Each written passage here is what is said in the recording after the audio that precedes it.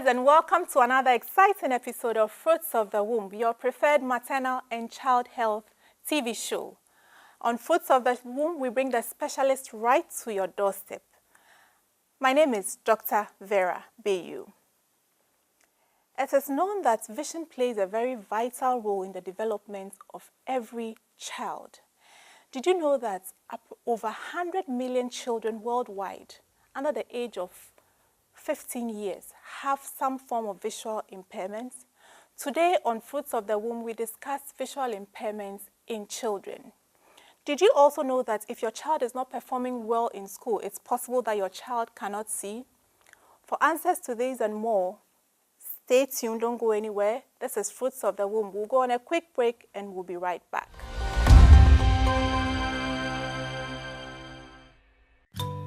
Your presence has changed my life.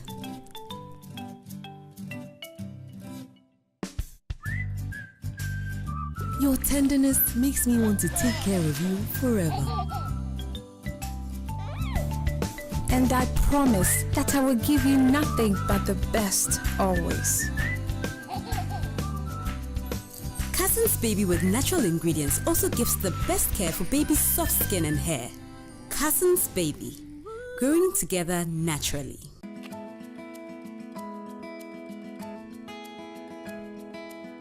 From your first shopping list to the very first sound you made, to your first bath, your first date. You've brought me so much joy, and I promise to always protect you. Camel Baby Antiseptic with a mild formula protects your baby's delicate skin from germs and bacteria. So welcome back. This is Fruits of the Womb, brought to you by kind courtesy of Cousins Baby and Camel Baby Antiseptic. Let's stay interactive. Join us on our Facebook page. Go to Facebook, type Fruits of the Womb, and you can post your questions, comments, or contributions. You can also join us on our YouTube page. Go to YouTube, type Fruits of the Womb Show, and you can have access to all our previous episodes. We're also live streaming on YouTube. Today on Fruits of the Womb, we discuss visual impairments in children. And to help me discuss this very important topic, on my extreme right is Dr. Jifabella Oforieje. She is a pediatric ophthalmologist. And I'm sure you're wondering what ophthalmologist is. The doctor, she will tell us later, I will not tell you.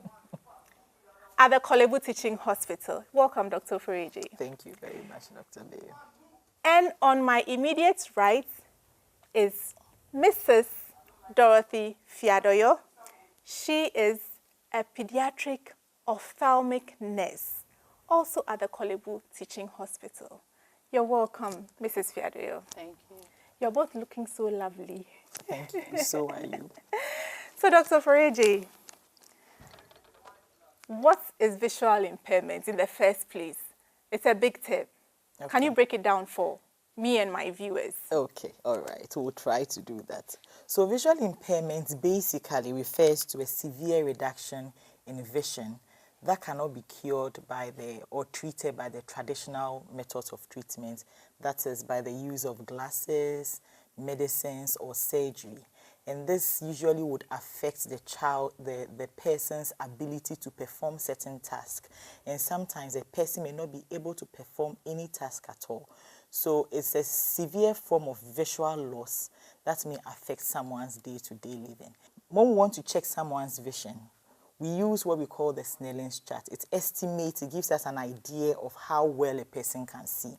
So the Snellen's chart is basically a chart that contains different sizes of figures, and then it's usually placed 6 meters away from a person. A person reads from it one eye at a time. Depending on where the person is able to read, we'll be able to tell whether the person has visual impairment or not. So when you sit at 6 meters and you are able to read everything on the chart, then we say that your vision is 6/6. So when you're able to see 6/6, we say you have normal vision. Okay. Then after that, we have what we call something like 6/12. What 6/12 basically means is that the normal person is able to see something at 12 meters. but the person with that visual impairment will see it as 6 meters. Okay. So if it is 636, it means that the person with the visual impairment is seeing it as 6 meters, but the normal person will move all the way to back 36 meters and be able to see. So the greater the denominator, then the worse the vision. Okay, so visual impairments will be from 618 all the way to 660. Okay, then any one that is worse than 3/60. 3/60 is when you move the charts, you move forward 3 meters. You're not able to read anything from the chart. And then we also use what we call the peripheral vision, how the person is able to see around himself without turning his head. If it's about 10 degrees, 10 to 20 degrees, then we say that the person is blind. So visual impairment encompasses the whole range. And to understand visual impairments better, you need to look at what normal visual development is. So right from about 30 weeks gestation, when the mother is pregnant, we can see certain signs of whether a person can see or not. There's something we call the pupillary light reflex. It's present as early as 30 weeks in the mother's womb. Okay. Then when a child is born at birth, that's pupillary reflex, which will usually be done in the hospital. So can you tell us what a pupil is? Okay, so before you can see, so we have a dummy eye here. Before you can see, there are 3 parts of the eye that you use. You use the front part of the eye, which is the cornea or the anterior segment. Okay. You have the middle part of the eye, and then you have the back of the eye. Okay. Then there's a cord that connects this back of the eye to the brain. So to be able to see, the front of the eye must work, the middle of the eye, which is the lens, must work, and the back of the eye, the posterior, must also work. And most importantly, this cord that is connecting the eye to the brain must also work. So if you have any problem with the front of the eye, the middle of the eye, or the back of the eye, then you cannot see. Or if the eyeball itself is intact, but this cord that is sending the message to the brain has a problem, then you are not able to see.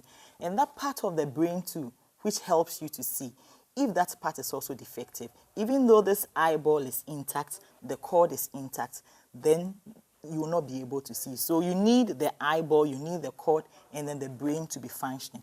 In the middle of the eye, there's a little hole there that is called the pupil. It connects the eye to the brain.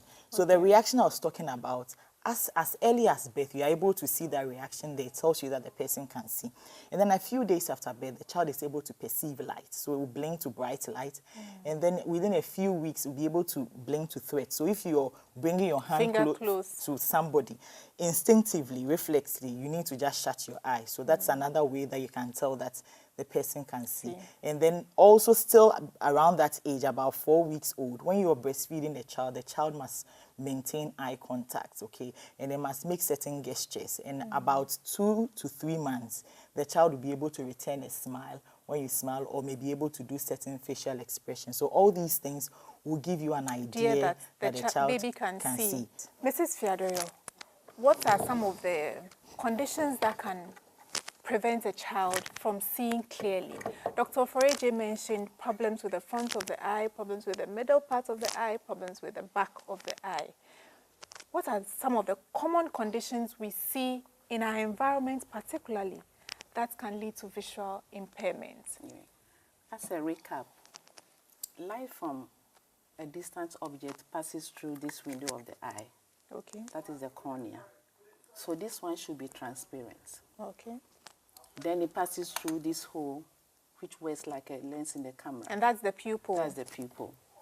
Then it passes through this. This is what we call the lens. Okay. And this also should be transparent, so that light can pass through. But there are some muscles in the eye which helps the lens to be able to change and then bring the light rays to this place. That's the retina or the film. So viewers, you've heard it here. The eye also has a lens, not just your cameras. Yes. So this is the film. Okay. So as doctor said, so messages will be sent through, now we are in the computer world, through the network, then into the processing machine, like a computer. So it will process and then bring the result to the film here. Okay. Then we can, whatever we want to see, we see. Okay. So we can have problem with this, the window of the eye, that is the cornea. There can be cloudiness of this cornea because it's supposed to be transparent. So this one, it can be due to vitamin A deficiency. And we all know, since we are talking about eye, vitamin A deficiency is responsible for proper eyesight, especially in dim or darkness. Okay. And then we can also, so what will happen to this is that when there's that deficiency, there will be redness, there will be sore, then there will be melting, and then there will be scar. I'm happy you talked about the vitamin A deficiency, because now we are supplementing vitamin A in all our under 5s. And so mothers, as a matter of urgency, you need to ensure that your baby or your child under 5 has all the vitamin A supplementation that is required. Thank you. So definitely the sore will heal, and then there will be scar. So light will not be able to pass through. We can also talk about measles, also with the same signs and symptoms. Then we talk about injuries. You see children fighting with sharp objects. It can be pens. Sometimes you see them also playing with broomstick. And mothers who are also annoyed with their husbands, they learn their problems on the poor child by hitting their child's face. It can also cause damage to the cornea over here. That's the window of the eye. I'm happy you've mentioned this injury thing, because a lot of children play with broomsticks. And they have this game where they turn the broomstick into on a rubber band, like a bow and arrow. And they play it a lot, and it can lead to visual impairment. And I'm sure permanent, it may even lead to permanent visual loss. Yes. So all these things are happening to the window of the eye. Some also use breast milk. They instill breast milk when they see that the child has, in fact, discharging eye, especially during the first 28 days of life. We call it ophthalmionatorium. And instead of sending the child to the hospital, they instill the breast milk. And what happens is that you will get more the organism eating the window of the eye. There will be sore, there will be healing, then there will be scar. So when we move from there, it passes, the light rays passes, as already noted, then the lens. So this place also can be cloudy. The lens can be cloudy, and that is where we have the congenital cataracts. Okay. So children can also have cataracts. Cataracts is not a disease of the elderly alone. By children. So they get it at birth, or they can get it around 5, 6, 7 years. That is what we call developmental cataract. Okay. So the window of the eye may be transparent, all right, but if the lens is cloudy, it or means, white, it means light will not be able to pass through. So from there, then we come to the middle of part that is filled with glue, and the glue also should be transparent. And sometimes we have problems with that. Let me leave that one out. Then when you come to where the film will focus, before messages are sent through the network to the data processing machine, then this place, the film over here, the network, we have some giving the eye food, like water, that is constantly feeding the eye. It has nutrients. So when one of the network, the cables, is destroyed, it means there will be accumulation of water behind. And it will affect this optic nerve, as doctor also said. So when it happens, like there will be reflection here. And then signs and symptoms, Dr. Foreji will talk about it. Then you also have one of the cables also can go off where the optic nerve itself can be destroyed. Okay.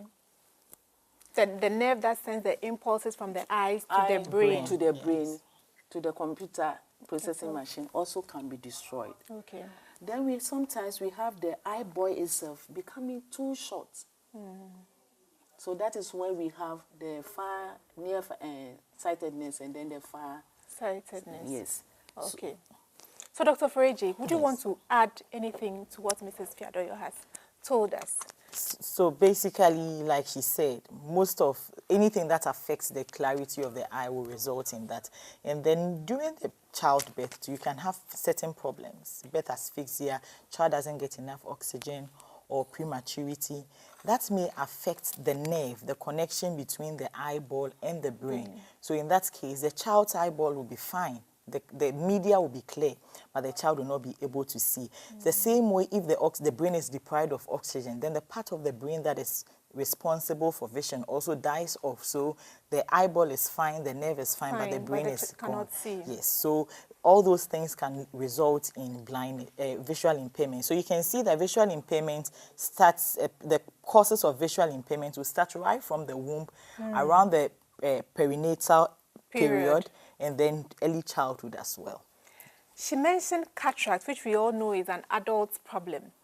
Is it possible for a child, we also know that glaucoma is an adult eye disease. Is it possible for children to also get glaucoma? Yes, it's possible for children to get glaucoma and then cataract as well. So most of the cataracts that we find in children in our setting is usually due to what we call the torches infection, where there's toxoplasmosis, there's rubella, there's herpes, syphilis. and then syphilis also. So these infections during pregnancy, especially the first trimester of pregnancy, may result in cataract in these children. And then some children with a certain kind of metabolic disease, they are not able to process certain carbohydrates. So if those children are born and then they are fed with those carbohydrates, it can also result in cataract. And then sometimes it's actually genetics. So the father probably has cataract, may not have noticed it as a child, but probably developed in late childhood. And then the child may also end up having a cataract. And then glaucoma, okay, that one too could be due to an infection. The rubella can also cause congenital glaucoma. And then sometimes it just happens. So there are genetic factors, or there are certain things that happen to the body and then sort of change the way the eye is. Are there any signs that will suggest that a child has glaucoma for which a parent needs to look out for? But before you answer that, we'll go on a quick break. Viewers, don't go anywhere. We'll be right back. Your presence has changed my life.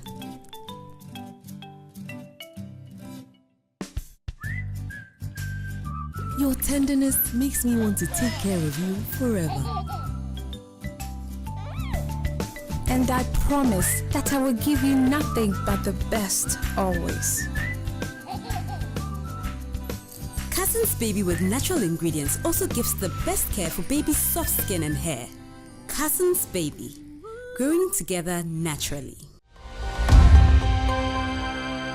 Welcome back, viewers. This is Fruits of the Womb, brought to you by kind courtesy of Cousin's Baby and Camel Baby Antiseptic. Join us on our Facebook page. Go to Facebook, type Fruits of the Womb, and you can post your questions, comments, or contributions. We're also live streaming on YouTube, and if you want access to our previous episodes, they are all available on YouTube. Go to YouTube, type Fruits of the Womb Show, and we are on. We are looking at visual impairment in children. We're talking about the common causes in our environment. And just before we went on the break, you mentioned glaucoma, which for most people, they are aware that it's something that is an adult disease. Yeah. So how can a young child get glaucoma? And you were telling us about what parents should look out for. Yes. So signs and symptoms of visual impairment in general, like we said earlier, right from day one, you can be able to assess a bit how a child sees, okay? So we said that a few days of birth, the child should be able to blink to bright light, okay? And then at a few weeks, the child should be able to blink to threat.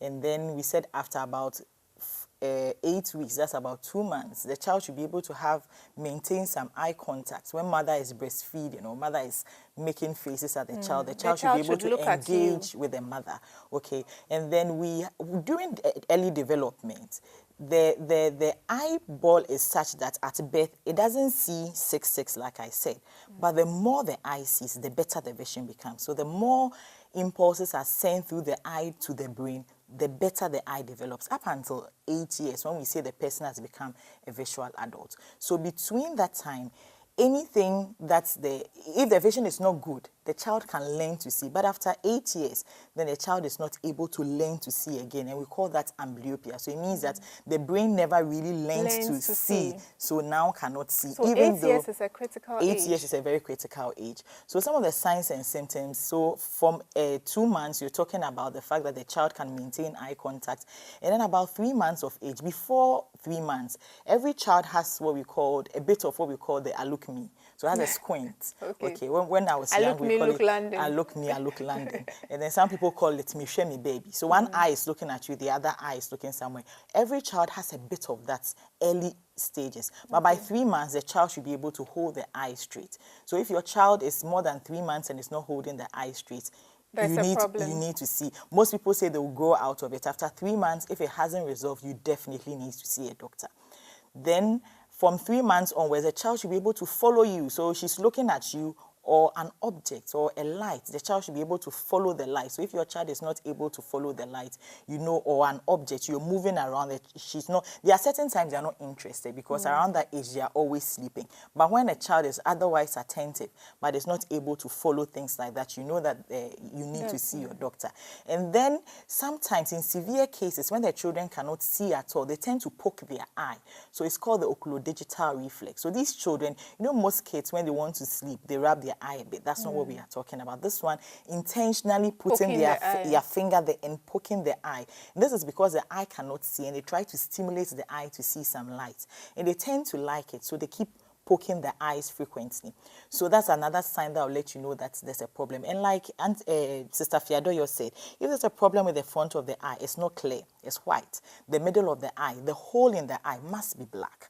If it is not black and it's white, you know that there's a problem. And in the night, if your child's eye looks like the eye of a cat, the light is shining, or when you take a picture with the red free light off, and then you can see this glow in the child's pupil. It's one of the reasons why you want to seek help. And then after the age of 1 year, the child is not able to navigate well. You know, if you're a second mother, you can tell that at this age, your child should be crawling, should be picking up toys. So all these little things your child is not able to do.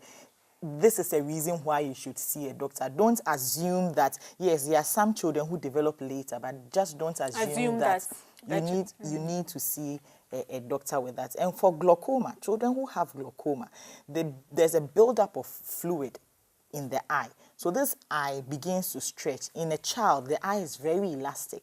So with the glaucoma, the eyeball begins to stretch and the eyeball begins to look really big.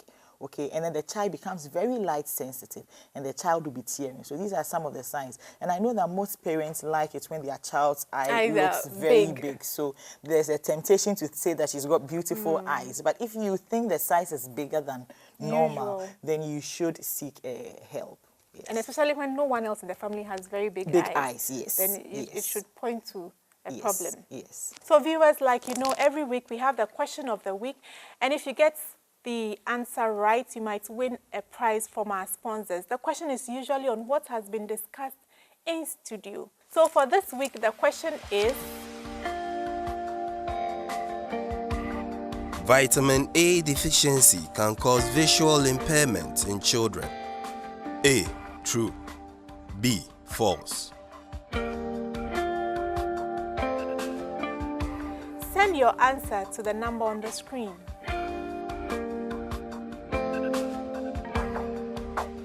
Let's check out last week's winner. The answer is C. Good handwriting. Congratulations.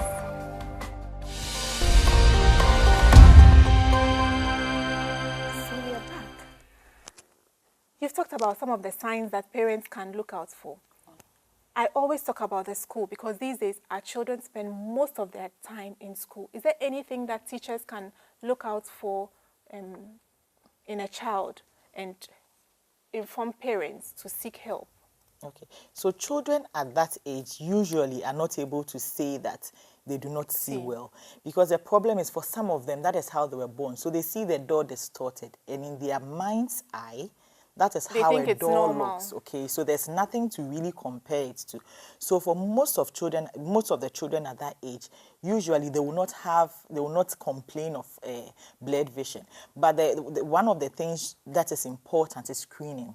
Screening. You need to screen your child. At 1 year, when you go to the child welfare clinics less than 1 year, the nurses do some kind of screening. At 1 year, you should let your child see an eye doctor. And then just before school, preschool, you need to be screened, because there are some of the problems that would only be picked up during screening. But otherwise, there are some children that teacher will probably notice that they don't write properly in the lines. Okay, most children will do that in the beginning, but you feel that this child doesn't move properly in the line, and then the child is happier when they move to the front, close to the front of the class. Occasionally, some kids will hold books very close to themselves. Usually, children that are less than 2 years before you go to school, they tend to do that a lot. So they tend to move very close to the TV, and then mothers will keep saying, move back, your eye is going to get damaged, you know. And most of the kids do it because they can. Okay. Because at that age, there's something in the eye that we call accommodation. Accommodation allows you to look at something close by, and within the next split second, look at a mountain so many meters away. So that is the ability of the eye. And in the child, that ability is very, very strong. So the child moves to the front of the TV, or the child moves the book very close to their face, and they can see everything. They do it because they can do it. So briefly, our time is almost up. But we'll do a quick true or false session. Okay. So children moving close to the TV can cause blindness, true or false? It's not true. So it's false. And just like you explained. They do it because they can. Okay. Then another myth or truth, that's if your child is prescribed glasses, the child will be dependent on the glasses for life. That's a false, okay? Because the reason why children need glasses, or the reason why anybody will need glasses, is because either the eyeball is too long or the eyeball is short. So the film at the back of the eye stores images. Okay. So if the eyeball is too long, then the image will fall in front of the film. And then if the eyeball is too short, the image will fall at the back. So if it falls in front, we say you're nearsighted. So what it basically means is that your eyeball is too long. When we put the glasses in front of your eyeball, then it makes your vision right. So this child who could otherwise not see well suddenly begins to see pretty faces, see pretty cartoons. So the child loves to wear the glasses. So it's not that they are necessarily dependent, but they prefer what they are seeing with the glasses. So they prefer to and wear the glasses. Last one, there are many more, and I'm sure viewers, so please feel free to post your questions on our page. But the last one, I need to ask this one. Okay. Reading in a dim light situation can cause visual impairment. No, that's also not true. So the eye basically, the eye will deal with whatever light it has. Okay. It's like taking a picture of someone in a dark room. It doesn't hit the camera. Okay. In that same way, your eyeball is there, the light is there. Whatever light the eye has, it will use it to see. So it's more a matter of comfort rather than harm. It causes strain on the eye. But it doesn't necessarily cause visual impairment or blindness. And my producer is signaling me that it's time to go. So viewers, I'm sure you've learned so much from today's episode. Join us same time next week. My name is Dr. Vera Bayo. Remember, God loves you. Stay blessed.